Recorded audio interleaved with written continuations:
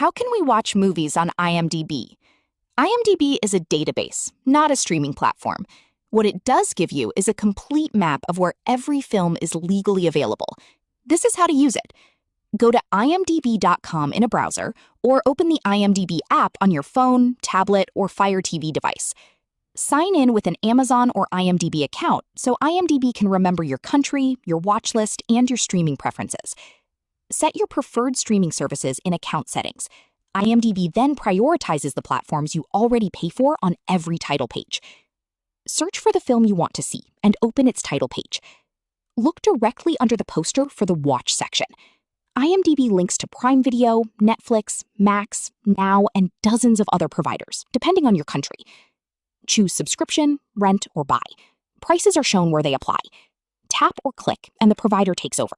You sign in there and play the film. Watch trailers, clips, featurettes, and IMDb originals for free inside IMDb itself while you are browsing. Use the bookmark icon to build a watch list, then filter it by streaming service so you always know what you can start watching tonight. Tip: IMDb used to run a free streaming service called IMDb TV, later Freevee.